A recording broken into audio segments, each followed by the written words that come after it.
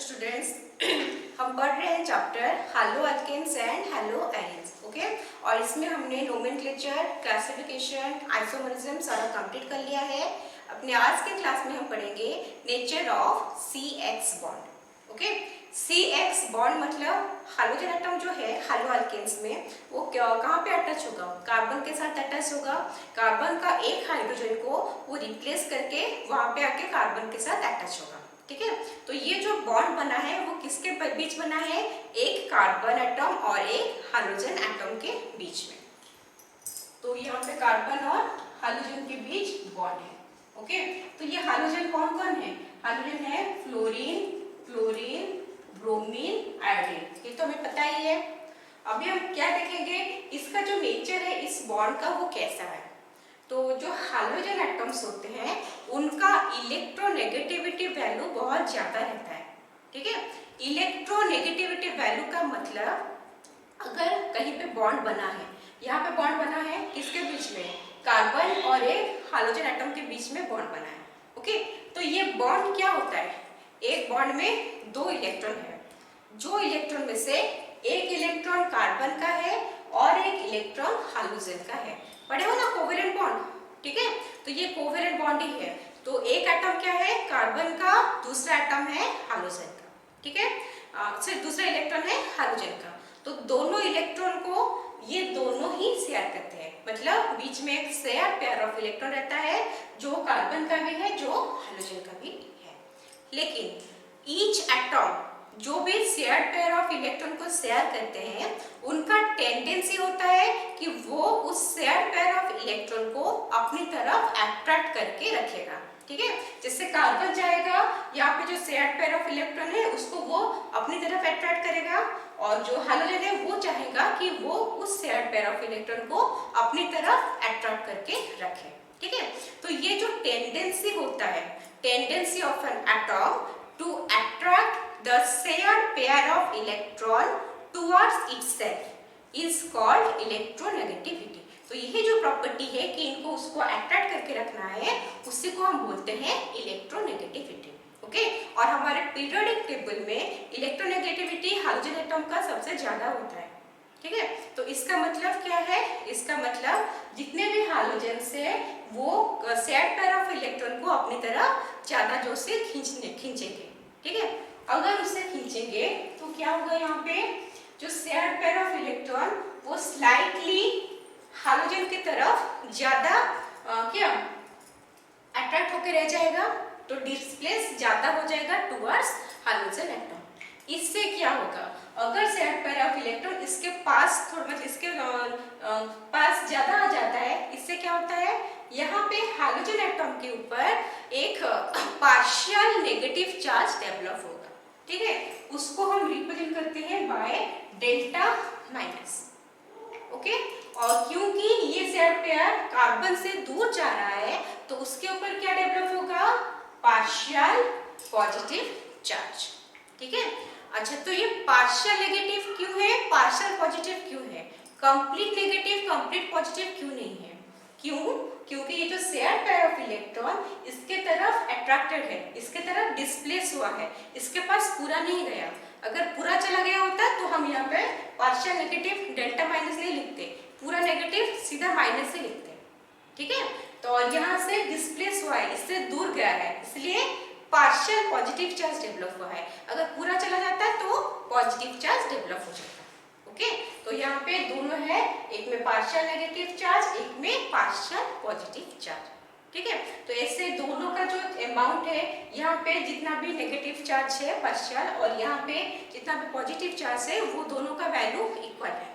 ठीक है, और एक कुछ डिस्टेंस में ये दोनों सेपरेट हुए हैं।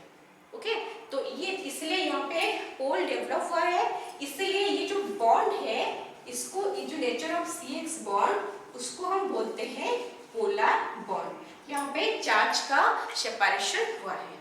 ओके, ये समझ में आया? नेक्स्ट, अभी हम कंपेयर करेंगे the bond length of different CX bonds.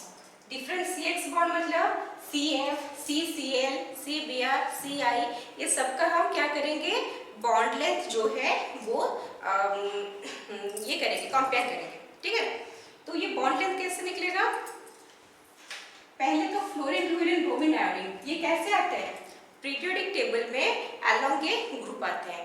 Along A group जो ऊपर रहता है उसका साइज छोटा रहता है, जब नीचे नीचे आते हैं उनका साइज इंक्रीज होता है due to addition of new shell. एक नीचे आया, एक पीरियड के नीचे आया तो क्या होगा, और एक सेल ऐड हो गया तो उसका साइज इंक्रीज हो गया, फिर नीचे आया और एक नया सेल ऐड हो गया, फिर उसका साइज बड़ा हो गया। ठीक है, तो यहाँ पे हम कार्बन का साइज को सेम रखते हैं, मान लीजिए कि ये कार्बन है, और फ्लोरीन, क्लोरीन, ब्रोमीन, आयोडीन का एक ऐसे सेम एज्यूम करेंगे। फ्लोरीन तो छोटा होता है, ये कार्बन है, ये फ्लोरीन, ये क्लोरीन, ब्रोमीन क्या होगा और थोड़ा बड़ा होगा, आयोडीन जो है वो बहुत बड़ा होगा।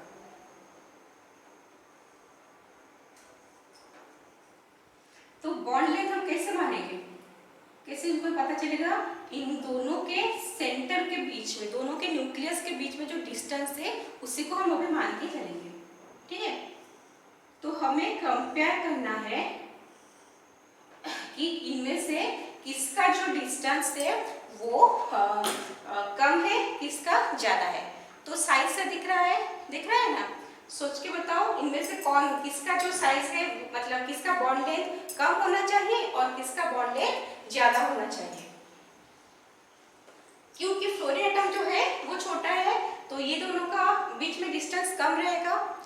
क्लोरीन फ्लोरीन से बड़ा है ना, तो ये दोनों के न्यूक्लियस के बीच में डिस्टेंस इसके कंपैरिजन में ज्यादा रहेगा। ब्रोमीन और बड़ा है तो ये दोनों के न्यूक्लियस के बीच में डिस्टेंस और ज्यादा रहेगा, और आयोडीन क्योंकि सबसे बड़ा है तो ये सब में से इनका न्यूक्लियस के बीच में जो डिस्टेंस है वो सबसे ज्यादा रहेगा। ओके, तो अगर हम उसको अरेंज करेंगे तो हम क्या लिखेंगे, CF bond length less than CCl less than CBr less than Ci। Okay, आगे सबको समझ में बॉन्ड लेंथ का concept. Next, bond dissociation energy.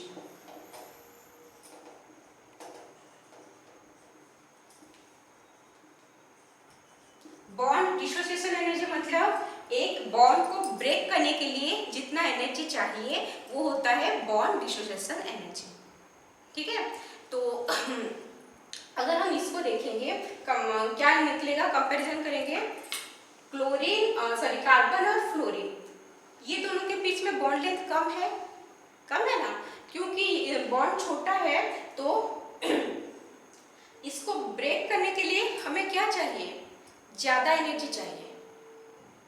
ठीक है, क्योंकि छोटा बॉन्ड है, ये भी अट्रैक्ट करता रहेगा इलेक्ट्रॉन को, ये भी अट्रैक्ट करता रहेगा, दोनों को ब्रेक करेंगे, हमें ज्यादा एनर्जी चाहिए। तो जितना भी दोनों के बीच में डिस्टेंस बढ़ जाएगा उनके बीच में फोर्स ऑफ अट्रैक्शन जो है इलेक्ट्रॉन का वो सब भी कम होता जाएगा, तो उसको ब्रेक करना हमारे लिए इजी रहेगा। ठीक है, CF का सबसे छोटा है तो ये बॉन्ड ब्रेक करना बहुत हार्ड है। तो हार्ड है मतलब क्या, हमें ज्यादा एनर्जी चाहिए बॉन्ड को ब्रेक करने के लिए, तो इसके लिए CF का बॉन्ड डिसोसिएशन एनर्जी जो है वो सबसे ज्यादा रहेगा। क्लोरीन का क्या है, उससे थोड़ा बड़ा है, ये थोड़ा इजीली ब्रेक हो जाएगा। नेक्स्ट, CBr वो और बड़ा है, ये और इजीली ब्रेक होगा। Ci वो बहुत बड़ा है तो वो उनके बीच में जो फोर्स ऑफ अट्रैक्शन है वो बहुत कम रहेगा। ठीक है, तो वो उसको ब्रेक करना बहुत इजी रहेगा। तो अगर कोई भी बॉन्ड को ब्रेक करना हार्ड रहता है मतलब उसको ब्रेक करने के लिए हमें ज्यादा एनर्जी चाहिए, तो उसका बॉन्ड डिसोसिएशन एनर्जी जो है वो ज्यादा है। यहाँ पे सबसे छोटा बॉन्ड किसका है, CF का, तो उसको ब्रेक करने के लिए सबसे ज्यादा एनर्जी चाहिए। तो क्या करेंगे, उसका ऑर्डर कैसे लिखेंगे, CF greater than CCl greater than CBr greater than Ci।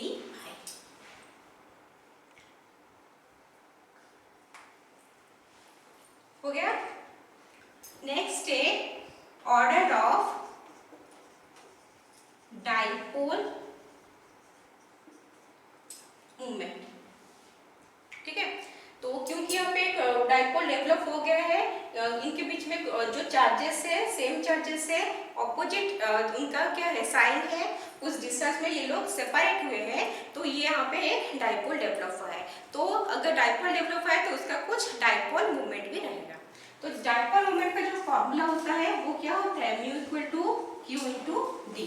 Q charge होता है, डी डिस्टेंस होता है। यहाँ पे चार्ज क्या है, क्यू जो चार्ज है उसको हम इलेक्ट्रोनेगेटिविटी का वैल्यू लेते हैं।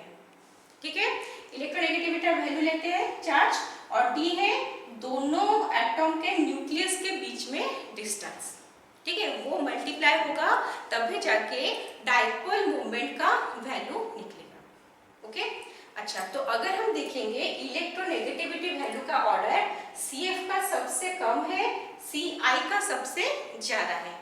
लेकिन अगर हम देखेंगे ये क्या सॉरी डिस्टेंस का जो है वो ऐसे है, और जो इलेक्ट्रोनेगेटिविटी वैल्यू है फ्लोरीन का सबसे ज्यादा है, और धीरे धीरे जब हम अलोंग ए ग्रुप पीरियोडिक टेबल में नीचे आते हैं तो क्या होता है वो धीरे धीरे नीचे डिक्रीज होता रहता है। तो यहाँ पे ऑपोजिंग फैक्टर है।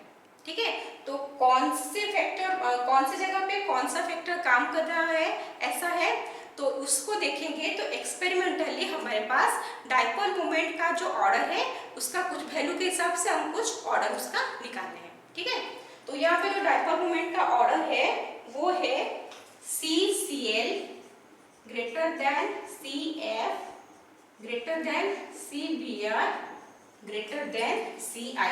ये जो है ये हमारा एक्सपेरिमेंटली निकला हुआ है। ठीक है, तो ये हो गया हमारा nature of CX bond. Okay, तो आज का क्लास यही खत्म करते हैं।